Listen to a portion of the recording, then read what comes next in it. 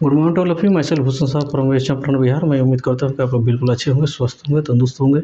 मैं आप लोगों के बीच एक मेडिवल हिस्ट्री के पार्ट 43 लेकर आया हूँ। जिसके पहले वाले पार्ट जितने हैं उस सब ऑलरेडी अपलोड कर चुका हूँ। इसी चैनल पर पड़ा हुआ है, या तो सेम नाम से कंसेप्ट कोचिंग क्लासेज 7488 पर आप फेसबुक पर भी जाकर देख सकते हैं। फेसबुक पेज पर जाकर देखना होगा, ठीक है। वहाँ पर सब मेरा वीडियो पड़ा हुआ है। उसके अतिरिक्त तो बहुत से सारे मॉडर्न हिस्ट्री का भी वीडियो पड़ा हुआ है, फिजिक्स, केमिस्ट्री, बायोलॉजी, मैथ का भी वीडियो पड़ा हुआ है। आप जाकर उसे देख सकते हैं, क्योंकि यह इस चैनल पर जो भी वीडियो पड़ा हुआ है भारत के हर एक प्रतियोगी परीक्षाओं के दृष्टिकोण से मोस्ट इम्पोर्टेंट है, और साथ ही साथ जितने भी बोर्ड हैं सब बोर्ड के लिए भी इम्पोर्टेंट है।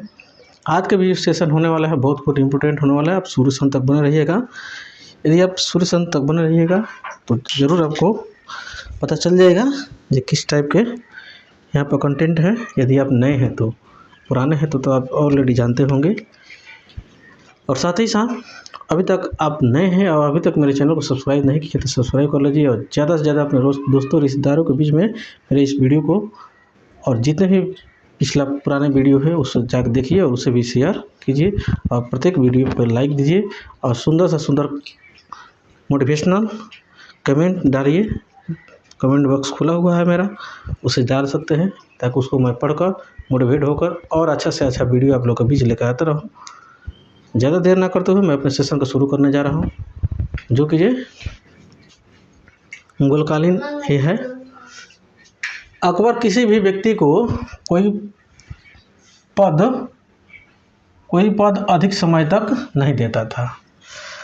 अकबर तो जितने भी राजपूत राजा थे उनको राजा मान लिया, लेकिन उसने यह पद नहीं दिया, यह पावर नहीं दिया उन लोगों को, यह अधिकार छीन लिया कि आप लोग अपने नाम से सिक्का नहीं चला सकते हैं। और साथ ही साथ जितने भी जो भी पद होता था, इस पद पर किसी व्यक्ति को बैठाते थे, उस पद पर ज़्यादा समय तक नहीं रखता था। और सबसे ज़्यादा अगर कोई प्रधानमंत्री अगर बदला तो अकबर बदला, ठीक। जहांगीर अगला आता है शासक जहांगीर। जहांगीर ने प्रशासनिक क्षेत्र में सुधार के लिए न्याय व्यवस्था पर अधिक बल दिया, और न्याय के लिए एक जंजीर टंगवाई, जहांगीर के सैन्य क्षेत्र में नई व्यवस्था सिंह अस्पा तथा दो अस्पा नामक प्रणाली लाया। देखिए, जहांगीर ने अपने दरबार में जिस बेड पर सोता था, उस बेड में 12 ठो घंटी का एक समूह टंगवाया था, और उसका जंजीर रहता था बाहर। जिसको अगर किसी प्रकार का दिक्कत होता था, जिसको अगर न्याय चाहिए, कोई सता रहा है, चाहे किसी प्रकार की समस्या है, उस जंजीर को जाकर खींचता था, और 12 घंटी उसके बेड वाले रूम में बजता था, और उठ कर वो आता था और आकर उसको जो उचित जो कार्य होता था वो करता था।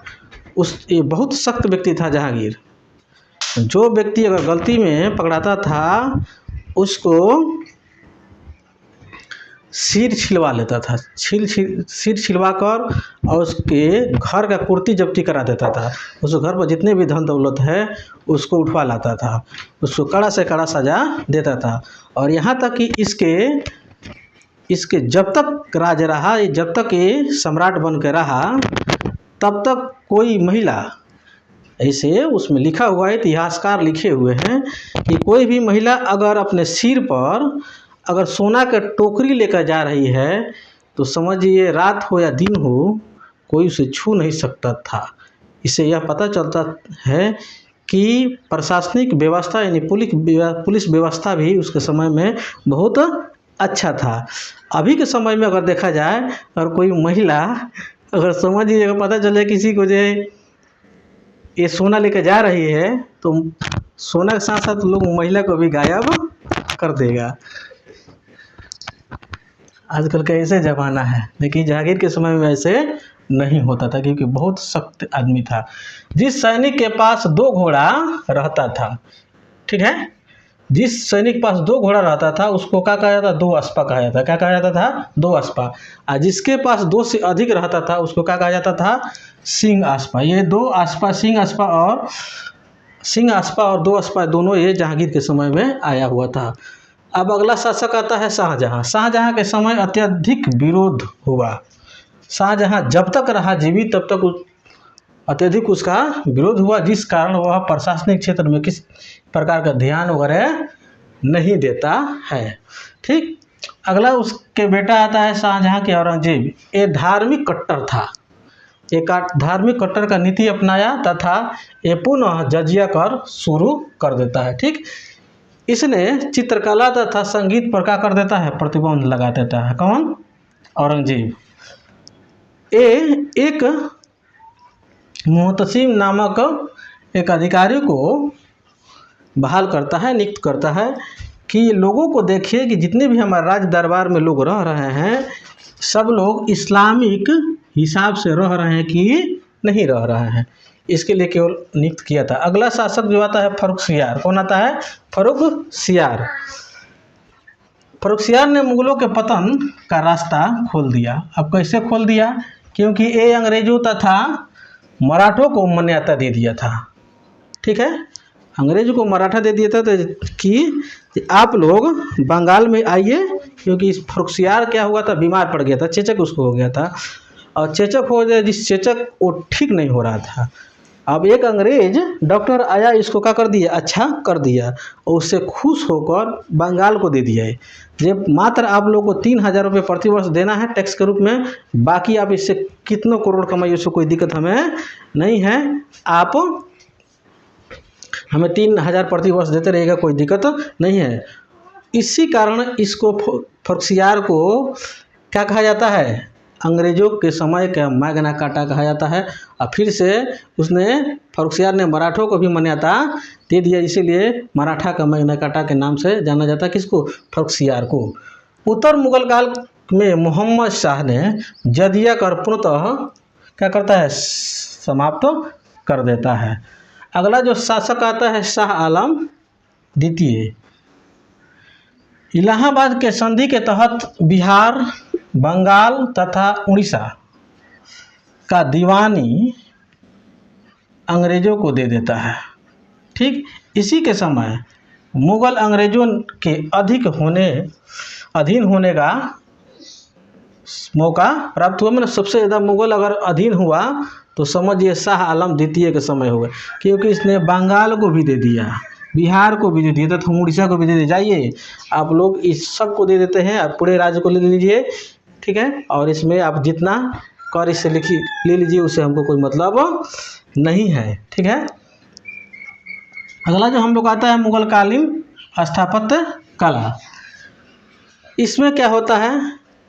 भवन, मकबरा, बाग बगीचा का निर्माण, विभिन्न शैलियों को क्या कहा जाता है? स्थापत्य कला कहा जाता है या वास्तु कला कहते हैं। ठीक है, मुगलों के आगे से ही भारत में गुंबज तथा मेहराब बनना शुरू हुआ।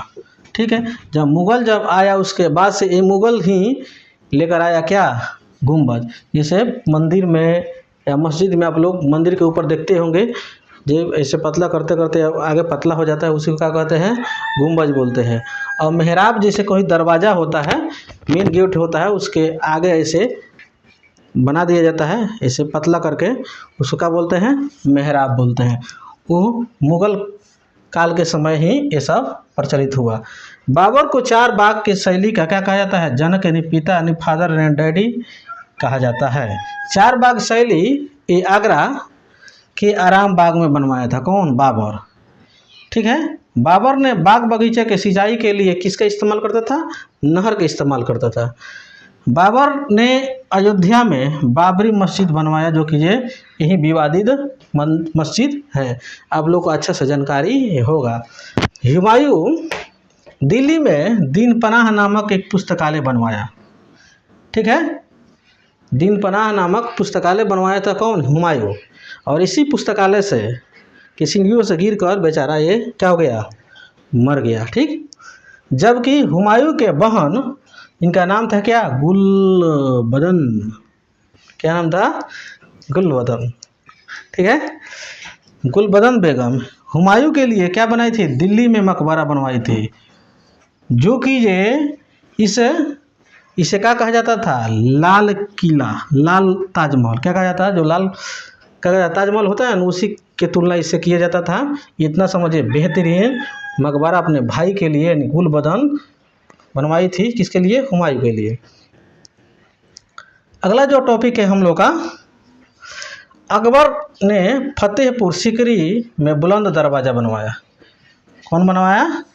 फतेहपुर सीकरी में बुलंद दरवाज़ा बनवाया। और आप लोग कमेंट करके बताइएगा कि बुलंद दरवाजे कौन युद्ध जीत कर जब ये आया अकबर, उसके खुशी में ये बुलंद दरवाज़ा बनवाया।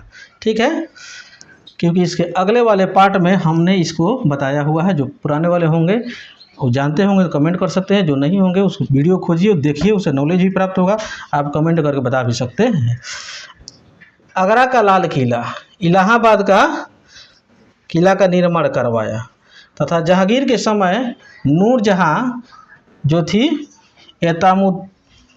एतमातुद्दौला का मकबरा बनवाया। एतमातुद्दौला जो था क्या था? ये नूरजहां के क्या था? बाप था। क्या था?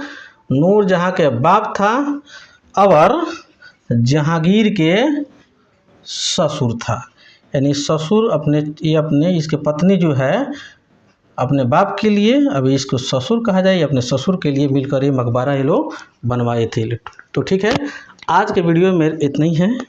मेरे वीडियो में शुरू से अंत तक बने रहने के लिए बहुत बहुत धन्यवाद। यदि आप अभी तक मेरे चैनल को सब्सक्राइब अगर नहीं किए हैं, अगर आपको अच्छा वीडियो लगा हो तो आप इसे सब्सक्राइब कर सकते हैं, बेल आइकन को प्रेस कर सकते हैं, ताकि आने वाला जो भी वीडियो है आपके पास पहुँचे और आप उसका लाभ उठा सके। और ज़्यादा से ज़्यादा अपने दोस्तों और रिश्तेदारों के बीच में शेयर कीजिए।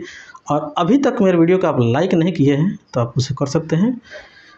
ठीक है, तो इसके अगले पार्ट आप लोगों के बीच बहुत जल्द लेकर आ रहा हूँ। तब तक के लिए जय हिंद, जय भारत।